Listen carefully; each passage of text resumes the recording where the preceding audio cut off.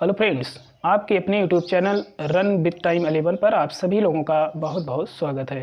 दोस्तों, आज के वीडियो में हम लोग देखेंगे अपसौर और उपसौर क्या होते हैं और अपसाइड लाइन को भी हम लोग इसमें कवर करेंगे। तो आइए इस वीडियो को कंटिन्यू करते हैं। दोस्तों, इस चैनल पर जो भी हमारे नए मित्र हैं और जो हमारे पुराने मित्र हैं, उन सब लोगों का इस चैनल पर जो है बहुत बहुत स्वागत है।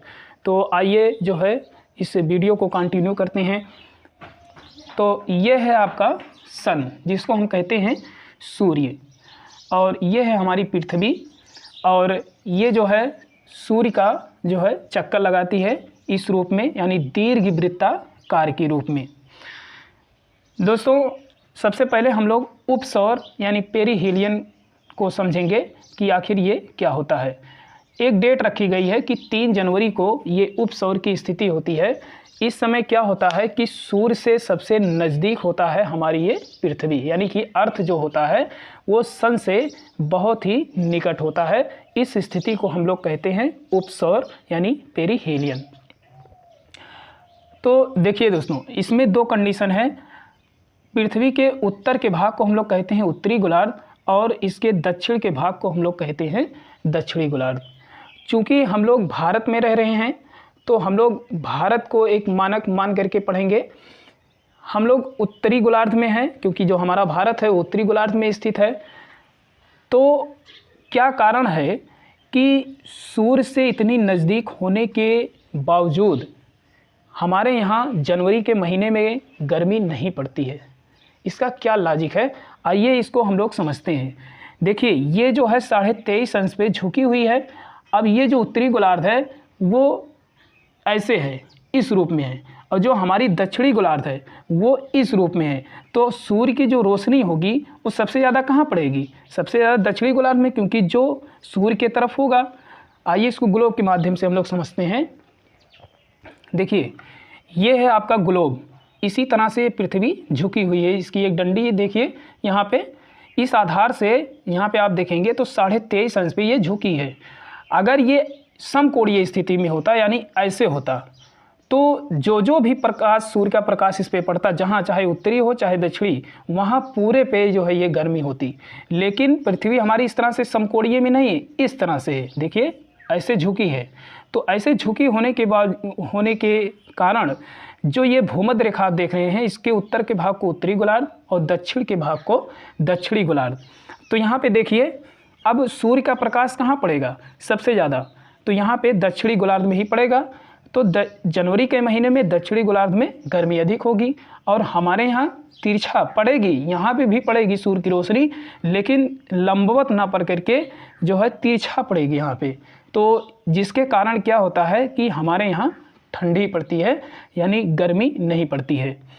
इसको कहते हैं उपसौर, यानी ये 3 जनवरी को घटित होता है।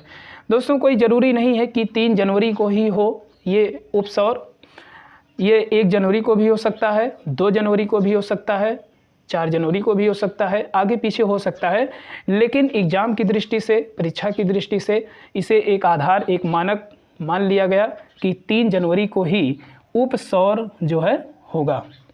आइए अब इसी के अपोजिट हम लोग समझेंगे ये अपहेलियन यानी अपसौर क्या होता है। तो देखिए दोस्तों, जैसे अभी हमने यहाँ पे देखा था कि पृथ्वी जो है अपने एक्सेस पर 23.5 अंश पे झुकी है, और चूँकि सूर्य पृथ्वी के नज़दीक होने के बावजूद उत्तरी गोलार्ध में सूर्य की रोशनी कम पहुँच रही है। उसी प्रकार से अगर हम यहाँ पे जब देखेंगे तो यहाँ पे देख रहे होंगे ये आपकी पृथ्वी है। अब ये पृथ्वी इसी रूप में झुकी है, देखिए, और ये वाला भाग इधर आ गया। तो अब क्या हो रहा है कि जो हमारा उत्तरी गोलार्ध है, अब ये सूर्य जो है इस पे ज़्यादा गर्मी, क्योंकि इसकी रोशनी जो है सीधा उत्तरी गोलार्ध पे पड़ रही है और दक्षिणी गोलार्ध पे कम पड़ रही है, यानी तिरछा पड़ रही है।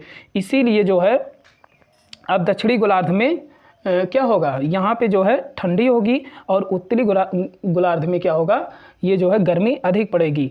सूर्य से दूरी होने के बावजूद भी हम लोगों के जुलाई के महीने में गर्मी जो है पड़ती है, और इस कंडीशन को कहते हैं अपसौर, यानी सूर्य से जब पृथ्वी की दूरी ज़्यादा हो जाती है तो उसको कहते हैं हम लोग अपसौर, जिसको हम कहते हैं अपहेलियन इंग्लिश में। तो इस तरह से अभी आपने समझा कि किस तरह से ये जो हमारी पृथ्वी की दूरी बढ़ती है और जब घटती है तो इसमें अपसौर और उपसौर क्यों होते हैं, और हमारे यहाँ गर्मी क्यों पड़ती है और ठंडी क्यों पड़ती है। दोस्तों इसमें एक चीज़ और है कि जब सूर्य और पृथ्वी की दूरी कम रहती है तब इसकी जो दूरी है 14.70 करोड़ किलोमीटर होता है, लेकिन अपसौर की स्थिति में जब सूर्य और पृथ्वी की दूरी ज़्यादा हो जाती है तो यहाँ की दूरी बढ़ जाती है और 15.21 करोड़ किलोमीटर हो जाती है। आइए अब समझते हैं कि अपसाइड यानी अपसाइड लाइन क्या होता है, ये रेखा क्या होती है।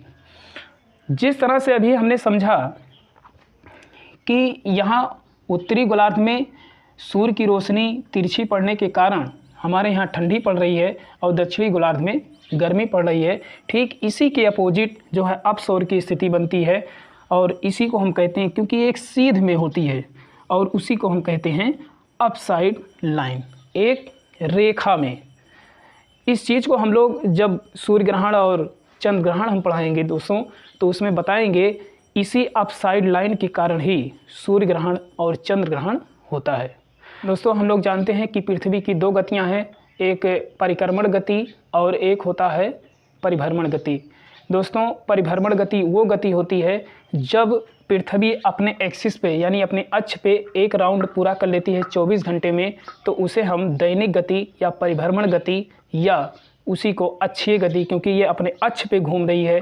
तो इस तरह पृथ्वी की दो गतियां हैं। और वार्षिक गति उसे कहते हैं जब पृथ्वी अपने अक्ष पे घूमते हुए ये सूर्य की भी परिक्रमा पश्चिम से पूर्व दिशा में करती है, इस तरह से जिससे ऋतुओं में परिवर्तन होता है, तो इसको कहते हैं परिक्रमण गति या इसी को कक्षीय गति। क्योंकि अलग अलग ग्रह का, जैसे पृथ्वी एक ग्रह है, ऐसे अलग अलग ग्रह का कक्षा है, वो अपनी कक्षा में राउंड करते हैं सूर्य की।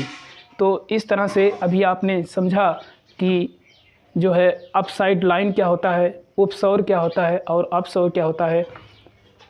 दोस्तों आशा करते हैं ये वीडियो आप लोगों को समझ में आया होगा। तो मित्रों मिलते हैं किसी नेक्स्ट वीडियो में, तब तक के लिए हमें अनुमति दीजिए। बहुत बहुत धन्यवाद।